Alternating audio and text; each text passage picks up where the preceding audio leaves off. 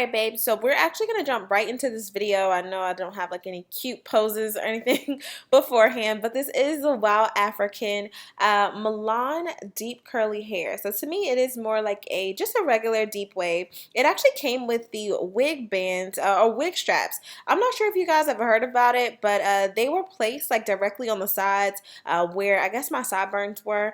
I don't think I was using it right. I was trying to, I guess, kind of lay it in a direction of where the elastic band typically would have gone to wrap around the bottom of my hairline. I think it's supposed to go straight across. So I'm actually going to give it another chance. This video, it was a no-go, so I literally laid it down with just some Gotta Be Glue hairspray and, of course, some mousse. So as you can see, that's what I'm doing here. Taking my Cream of Nature Argan Oil Mousse just to smooth everything down. And then, of course, I'm going to go back with my wand curl just to kind of make sure that the middle part is a little bit more defined. So nothing too crazy. When I got the unit, the knots were actually already bleached, y'all. So they did bleach the knots on this unit. That made me extremely excited. It was pre-plucked very lightly. As y'all know, I always go back and just kind of do a little bit of extra plucking for all of my wigs if they are considered, you know, pre-plucked. And then I did add some baby hair, as you can see. So I did not actually put like a wig cap or anything up under my hair. I think I kind of started to get addicted to doing that, you know, using the new wig caps. Y'all, it's completely unnecessary. Like, do not allow us YouTubers to trick you. Like, I had started doing it. I liked the method, but I was just like, it's not that serious. As you can see, I literally have 4 big chunky braids in my head, and yeah, just put the wig on. You can't tell. Didn't need the wig, you know, the new cap or anything. So just fine. Anyway, taking my, I believe this was the Remington wand curl. Y'all know I use this all the time. This was the either 1 inch or 2 inch, either or, and I'm just literally going through the hair. So as you can see, it has that like loose wave texture, which is more to me like a water wave kind of texture, deep wave / water wave. So it is very unique to this company, and the wig is fairly affordable. Now when I say affordable, you guys go really crazy, so just check out the website to get a feel for yourself. I'm not sure what you consider affordable, but I want you to consider when you think of wigs and weaves, if you were to go out and purchase, let's say 3 bundles and a frontal, right? Let's say max you may spend, or at the very least, you would spend maybe some cheap hair, pretty decent, let's say $250, right? We're also going to have to pay someone to install that, right? So that's usually maybe a frontal install for me, $300, $350 is what I would be charging. But some people will, you know, let you get away with it for $150, $200. So already that is about $450 to $500 and up on an install. If you purchase a wig, this is going to be something that you will literally have for freaking ever until the wig falls apart, literally. These things are constructed beautifully. These units do have adjustable bands on the inside. The lace is extremely transparent. As you can see, it's a light brown lace, literally melts into my skin. It has the wig grips already on it, wig combs, wig clips, everything you need literally to install this. And I believe they even give you like accessories inside of the packaging and things like that to kind of help you out, like an additional elastic band in case yours breaks, you know, wig combs, and yeah, a couple of other goodies. So it is definitely an investment, but to me an investment for the betterment, because of course, like I said, sew-ins, you have to deal with someone cutting your tracks, and you know, eventually you have to take it out, unless you're one of those people that wear sew-ins for 3 months. I'm not going to judge you, but I don't recommend that you do that. So yeah, I'm always team wigs, especially if you're doing the closures. Now when it comes to leave out wigs, I'll kind of talk about that in another video, but same deal. You guys know I'm the queen of quick weaves, and I always like to do those U-part quick weaves, and I used to do the U-part sew-ins also. So I want to bring that back. Comment below if you would like to see me do a U-part either quick weave wig or a U-part sew-in wig, right? So I guess I'd just be sewing it down to the cap and then having my leave out. So just let me know. Y'all know I was like, you know, I'm dealing with some heat damage and things like that, but nevertheless. Okay, so that was my oven, y'all. I'm cooking some baked chicken, some honey chipotle baked chicken. Anyway, that's not what this is about.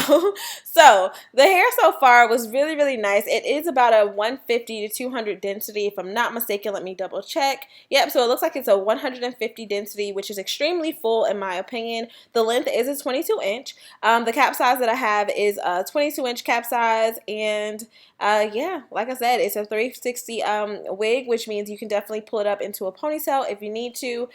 And then of course you're able to just kind of part it freely, 4 inches towards the back and 2 inches on the side. So definitely works out. As you can see, like I said, the hair is really, really full. I didn't have to deal with any shedding or anything. I did go ahead and cold wash the hair with Aussie Moist. As y'all know, I use that on all of my weaves. The hair felt really, really soft, and I didn't have to deal with too much tangling or anything. Now, the one thing I should have done is actually put a little oil on my hands and applied it to the hair before smoothing it out. But I was going for a really textured, big, full body wave, more so type of look. Nothing really, really sleek. No sleek wand curls, but you'll see by the end of the video exactly what I mean, how it's really textured, full, and kind of mimics I would say more natural hair. So it's not going to be like the kinky straight that you guys seen in my previous video, but it is going to be a little bit more textured compared to like a standard Brazilian, Peruvian, Malaysian, you know, silky straight texture. So you guys did a really, really good job, WowAfrican, with this unit. I definitely love it.